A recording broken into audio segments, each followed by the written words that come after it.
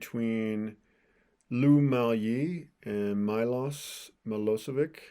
This game was played December 23rd of 2021. So actually at the time, Miaoyi was only 11 years old and Milosevic was actually 18 at the time. And their ratings actually reflect the ratings at that actual time. Both of them have increased in rating. Miaoyi by about 200 points and Milosevic only about a little less than 50 points since then. But yeah, let's just go ahead and get right into the game. Miaoyi starts with e4, and Milosevic goes with c5, so we have the Sicilian. And then we have knight to f3 and knight to c6, so this is the classical Sicilian variation here. And now we have bishop to b5, making this the Rossalimo. The Rossalimo was actually played in the World Champion matches in 2018 between Fabiano Caruana and Magnus Carlsen. And these moves are actually exactly the same, including this next move, pawn to g6. Then we have castles for Miaoyi. And then, of course, bishop to g7, fianchettoing that bishop. And these are all book moves, have been played thousands of times. Then we have pawn to c3 by Miaoyi. And now knight to f6 for black. And now the rook comes over to e1 for, oh wait, knight to f6 for black. And then the rook comes over to e1 for white. We have castles for black, and these are all book moves, so still in mainline. Thousands of games have been played like this at the master level. And now d4 has been played. Now I play this variation for black, so that's kind of why we're looking at it from Milosevic's perspective, is because I play this exact same opening. And I would have played the same move that Milosevic makes here, which actually it turns out is a bit of a mistake. He plays pawn captures on d4, which I always play that in the Sicilian pretty much. But it would have been better here to play d5, just kind of countering the space grab. You know, Miaoyi is trying to grab some extra space in the center of the board, and d5 is the best way to deal with that. But unfortunately for Milosevic, he actually goes ahead and captures here. Like I said, that's the same move I would have made in the past, but I guess I will change that in the future. And Miaoyi captures back, and this is kind of a nice thing for white. A lot of times in the Sicilian, white ends up losing one of their central pawns, and in this case, white still has both the central pawns. That was kind of the point of the earlier c3 move, which generally is kind of an awkward move because you'd like to have your knight there. But now that square is cleared away for the knight, so no problems here. And now Milosevic does play pawn to d5, which is certainly a strong move here. And Miaoyi plays pawn to e5, now kicking the knight. And really only one decent spot for that knight to go. Knight to e4 is played by Milosevic, played by black.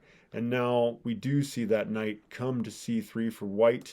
And there's really no better move for Milosevic at this point other than to just go ahead and capture the knight. That is the best move in the position. And it does leave Miaoyi with a backward pawn, which in some situations that can definitely be a problem.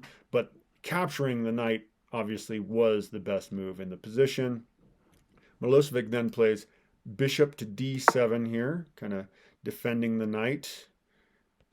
And right after that then, Miaoyi goes ahead and trades her bishop for the knight, which a lot of times you don't see that with high-level play, trading a bishop for a knight, but that's definitely a decent move there nonetheless.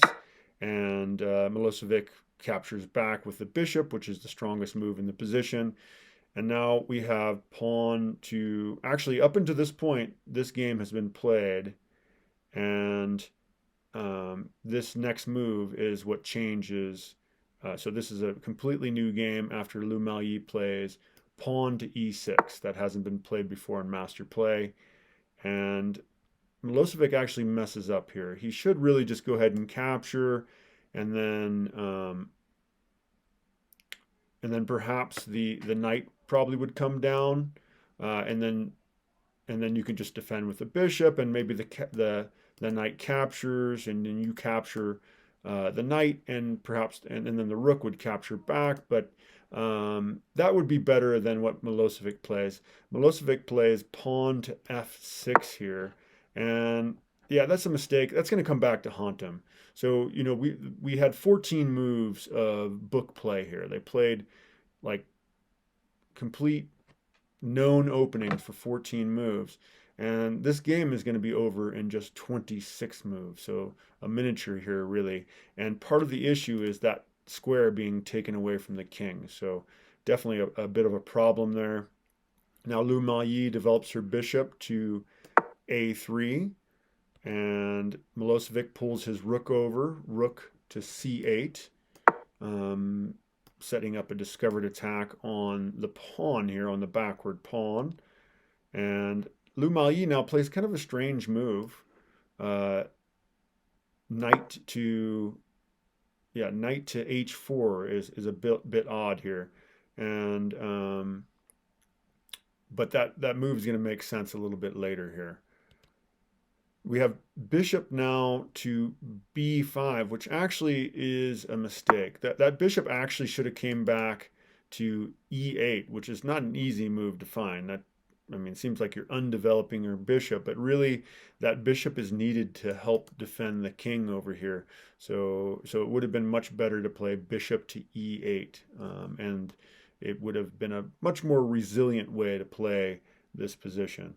But yeah, so bishop to b5 is played, and now Lu Maoyi pulls her rook up here to defend the pawn. The engine doesn't really like that move. It says that bishop to b5, or excuse me, bishop to b4 would be a better way to defend this pawn. But I think Lu Maoyi actually has something else in mind. You're always supposed to keep track of checks, captures, loose pieces. Well, the bishop is loose. And so Lu Maoyi sees a way to attack the bishop and also to enact another more devious threat at the same time. And it's almost like wait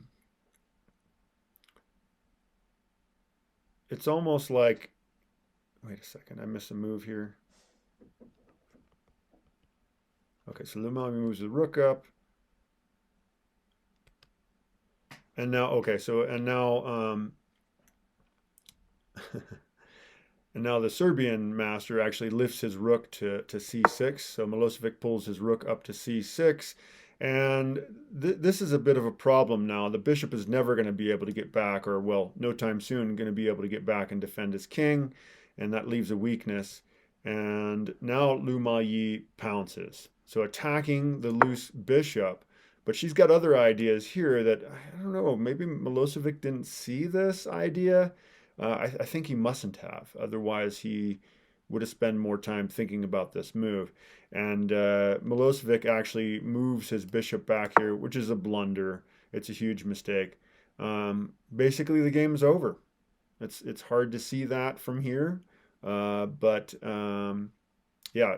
Evidently, Lu Maoyi completely saw it because she plays the incredible knight captures on g6, just giving up her knight. And of course, Milosevic goes ahead and captures back. But yeah, the queen now, of course, is going to penetrate the position. A little bit scary. And Milosevic wants nothing of it. He's actually up a point here after that sacrifice from Lu Maoyi.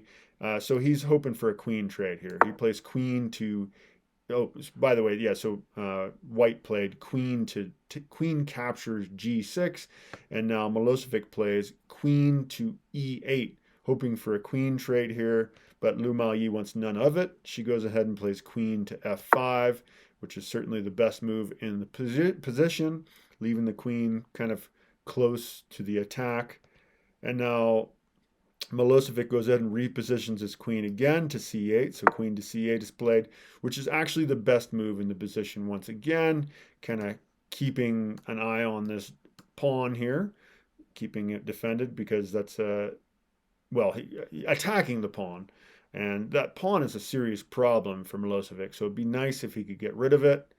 And now Lu Miaoyi doubles her rook. So that's why I think she played the rook lift earlier rather than playing bishop to b4. Is that she kind of had this idea in mind for this incredible attack. And now Milosevic actually plays rook captures on c3. And we had black had two attackers, so this makes sense. And essentially, Lu Miaoyi just ignores this move and plays bishop to c5. Kind of an interference move, interfering with the queen, essentially forcing the rook to capture. But this move goes deeper. So Milosevic does play rook captures on e3. Rook captures rook, and Lu Miaoyi plays rook captures rook on e3 as well. And another reason this move earlier, bishop to c5, was so brilliant is now the queen is not going to be able to come up and harass the king here at all. Well, in this case, it would be a checkmate threat. If the bishop wasn't there, it would lead to checkmate. The rook could block, I suppose, but the queen would take it. So that bishop is in absolutely a perfect spot. In fact, the engine said that was a brilliant move. I should have mentioned that. When she played bishop to c5, she was seeing far deeper than most people can see, that's for sure. And now there's really not much that can be done here. You can see the evaluation bar saying that white is totally winning here. And there's really not a lot to be done. Milosevic plays pawn to b6 here, attacking the bishop. But Lu Miaoyi doesn't care about that. That bishop's no problem. If the pawn takes the bishop, it's serving the same purpose as the bishop. The bishop is just playing interference, blocking that back rank. So she doesn't care about it. She plays the brilliant move. The engine says brilliant, but it seems kind of obvious to me that, yeah, you want to go ahead and attack here. So Lu Miaoyi plays rook to g3, getting set up for an unstoppable mate threat. And Milosevic plays queen to c7.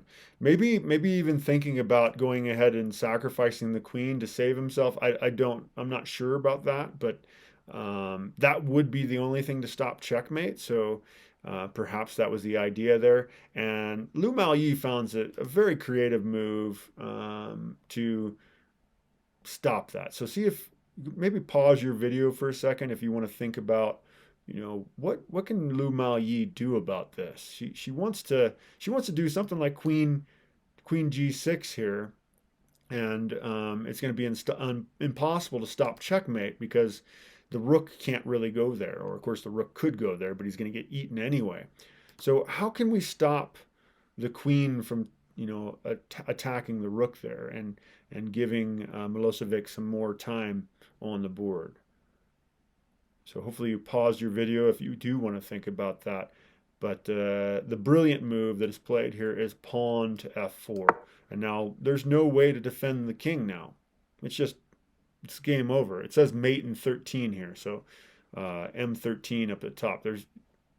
It's a forced mate, basically. And it actually happens much quicker than that because Milosevic goes ahead and captures the bishop with the pawn. And actually, whoops. The engine actually recommends instead that the queen capture the pawn, which seems a bit crazy here. The game is just lost. That's just the way it is. Yeah. So Milosevic captures with wait a second here. Yeah, so Milosevic captures with the pawn. The engine says he should have captured with the queen, but really there's just nothing to be done here. Lu Miaoyi then plays queen to g6, and it is in this position 25 moves in, or 26 moves into the game, that the Serbian international master resigns the game. So Milosevic resigns. Nothing can be done here. It's actually, you can see it says mate in two. So the best you can do is mate in two. The only way you can make it mate in two instead of mate in one is you sacrifice your rook. But the queen would just capture the rook, and then again, you've got mate in one. There's no way to stop it. There's no checking moves or anything. So yeah, this is just game over. That's the end of the game. So yeah, this was again, this was played last December, so December of 2021. So Lou Miaoyi was only rated just over, 2170. Three, was it 2178? She's since raised her rating almost 200 points. She's got a kind of a meteoric rise in her rating. So I'm following her closely. So if you're interested in seeing more of her games, please like and subscribe, as I will cover them all. I'm going to cover all of her games, at least all the decisive ones. I don't know about the draws. You guys let me know. If you want me to cover her draws as well, please let me know in the comments.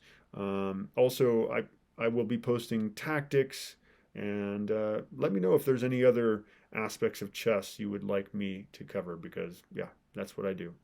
Anyway, thank you for joining me for that. Take care, and I'll hopefully see you in the next one. Bye-bye.